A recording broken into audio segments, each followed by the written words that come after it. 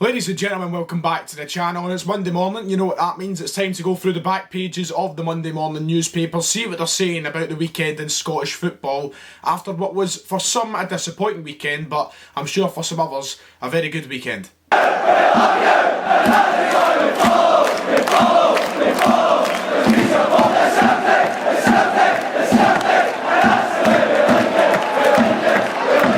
Right then, of course, as I said, Monday morning we're going through the papers. Rangers yesterday picking up a good 3-0 win against St Mirren, while Celtic on the other hand dropping points at Rugby Park with a 1-1 draw. It was a very disappointing game. Of course, I done my Three Things video that we learned yesterday. If you haven't seen it, then go back and watch it. You'll get all my opinions on the game as it went on. It was a different format, of course, due to the fact I did have work last night, but very quickly, because I never got to wrap up my final thoughts, very disappointing from Celtic. Hopefully a wake-up call for Neil Lennon and the board that we do need more signings, we need depth in that squad, because yesterday we looked out of ideas and it was quite disappointing to see the kind of energy drained out the team, you know, so early into the second half. You just never seen another goal coming for Celtic, so I'm sure the newspapers are going to pick up on that. I'm sure they'll be saying similar things to many of the Celtic fans' thoughts from yesterday, and it's only so much we can do. You know, the board and the manager now have to take this into their hands and make the changes. I'm still confident. It's only 2 games in. Let's not get too disheartened, but there's definitely signs there that we need to improve the squad that we have.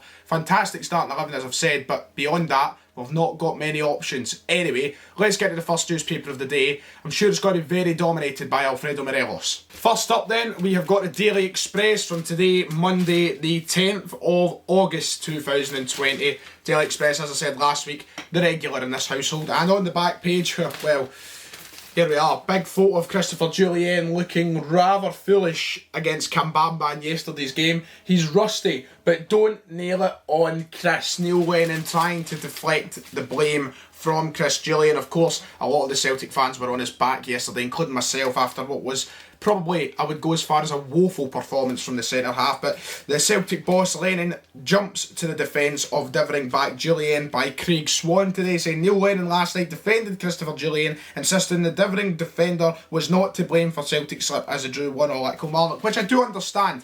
I get the point that Neil Lennon is trying to make. It's not just down to Christopher Jullien that we did drop points yesterday. The whole squad wasn't at it. There was plenty of players on that park yesterday who were not good enough and looked far from their usual self. Scott Brown looked hopeless in the middle of the park.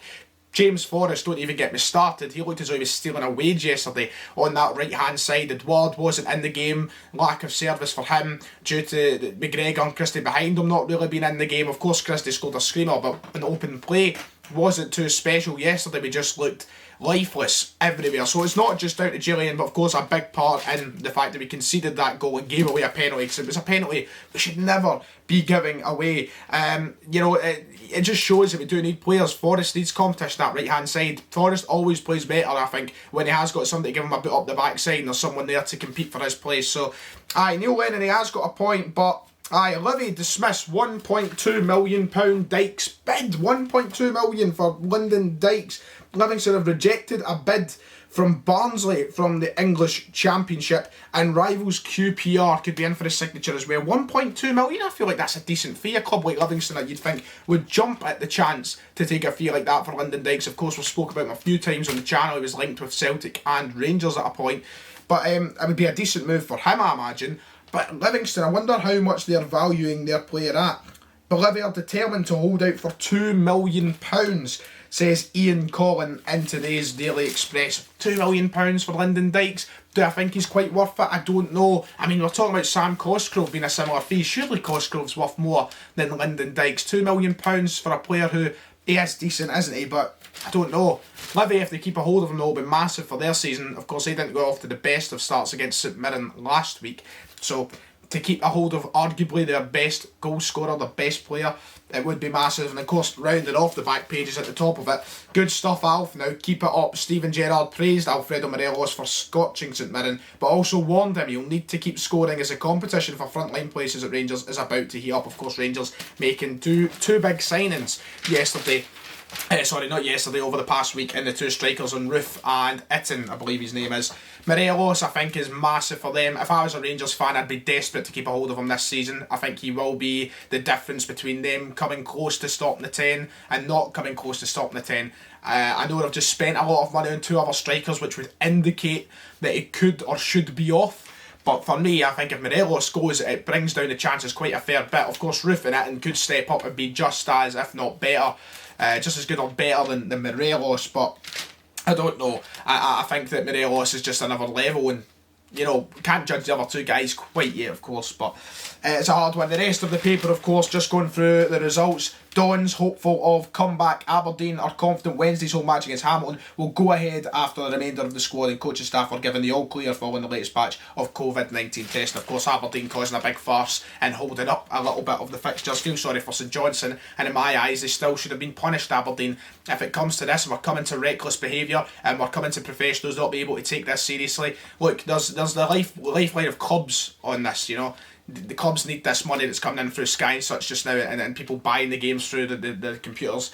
You know, there should have been a punishment. I think Aberdeen should have been docked their points, and St Johnstone maybe gifted them, but of course the league want to go elsewhere, and apart from that, it's really all there is in the Scottish football in the Express today. I'm surprised there isn't many headlines saying that Rangers are going to win the league, in all honesty, but that's all from the Daily Express. Second paper then, we've got the Daily Record, everybody's favourite. Big, not even onto the back page yet, and here we have Big Morelos on the front, but on the back page, yep, it's Morelos dominating the space with Lennon looking a bit disappointed up the top, but chat's more like it. Gerrard sit down with Morelos, does the trick as star, finds his form. Obviously talking about the same sort of thing that was spoke about in the Express. Steven Gerrard talking to Morelos, telling him it's not going to be easy this year to keep his place in the team. He needs to keep scoring goals, and he's seen that yesterday. It looked class yesterday from the highlights, so fair play to him. But once again, Lennon talking about let's not blame JULLIEN, and I'm really surprised that, you know, there isn't headlines in the paper saying this is the year for 55. Of course, only 2 weeks in, maybe people are a little wiser than they look. But David McCarthy talking about Morelos in today's record. Honestly, I don't want to take it back. I think he is the big difference between Rangers' success and maybe lack of success this season. But a massive double-page spread here. On the second page, can't hold the whole thing up, it'll fall apart. Run for cover. JULLIEN Howler shows Celts needs backup in defence as well as a hitman to boost their goal threat. And I think that's true. We're seeing these talks about Ajeti perhaps closing up a deal this week. I hope so, because we do need to bolster our attacking options. But at centre half, where do we begin?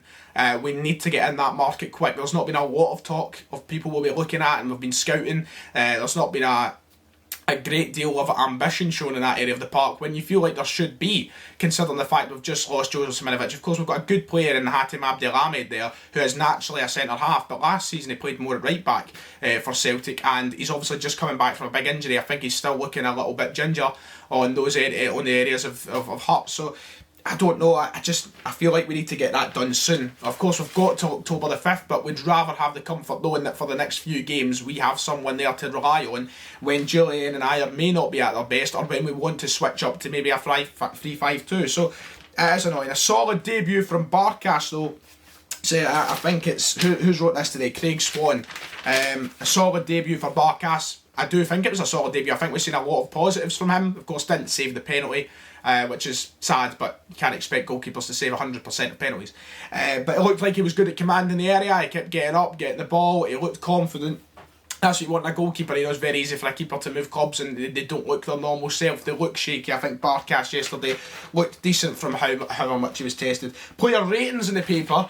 Quickly go through Celtics. Barkas on the highest with a 7, I believe that's probably right. He was the only player you couldn't really fault yesterday. But the lowest rating going to the joints, it's actually a joint lowest of 5, to Frimpong, JULLIEN and Mohamed El Yunusi. Man of the match though, Niki Kambamba, which you can't really fault, because probably true. The hotline today, Celtic were held to a draw by Kilmarnock and Neil Lennon's players were held to account by unimpressed supporters. Angry Matt Walton emailed, I hope Mr Lennon is as angry as the Celtic support he should be. Weak bottlers and too many players hiding. Disgraceful, nothing to do with pitch. Alex Greer said Celtic looked devoid of ideas against Kilmarnock, and at this moment in time Rangers look like a team who have bought wisely. Strikers who can put the ball in the net, the biscuit tin could stop the magical 10 in a row. Like most supporters, we will scrutinise what Celtic do on the cheap and hopefully stumble over the line. And then finally we'll go through one more. We've got Jack Armstrong from Bathgate saying Celtic are so predictable in their play. McGregor, Brown, Christie for places. JULLIEN was like a big lassie in defence. Sorry, that's an insult to big lassies. quite strong words, strong words in the record from the fans today, and a lot of people as well angry at the fact Cham took so long to come on the park yesterday. I think there is a real big problem at Celtic when it comes to those central midfielders. Lennon's got too much of a headache. Does he drop the regulars of McGregor and Christie to bring in Cham in? Because let's be honest, as many as people might say it as they want, we're never going to drop Brown. It's not going to happen. He's the captain. He's the lifeblood of Celtic. He's not going to get dropped, and as many people might say it and want it, it's just not going to. Let's be realistic. So between McGregor and Christie, Lennon does have a situation where does he drop them to bring in Cham? I would like to see one of them get the put to the side for Cham to get his chance, because we waited far too long yesterday. But it's a completely different thing. And the quote of the day: Lennon needs to tell Jullien to shut up and improve his game and forget about making all his remarks in the media. Well, say what you like about it, but the fans in the paper today, writing in their piece, are being quite brutally honest about what they're thinking Celtic-wise. My perfect storm, as Steven Gerrard admits he's a perfectionist, but at times he wishes the players weren't. Well, they looked pretty much perfect yesterday, not many issues. Clean sheet and a debut from John McLaughlin. Morelos getting 2 goals, rest of the team looking good. Not the hardest game against St Mirren, but you can't take it away from them. They did play well yesterday. And they'll have a bigger test next weekend, I think, against Livingston. Hopefully they end up dropping points like us. Hopefully Livingston sit as deep as what Kilmarnock did. It's really hard to break down those 10-men defences. But during the week, I expect Rangers and Celtic both to get 3 points. It will leave Rangers still 2 points ahead. But we'll wait and see. But that is it for the record today. And let's move on to the final paper of the video. Finally, a little bit more local for us all today, the Glasgow Times for Monday the 10th of August.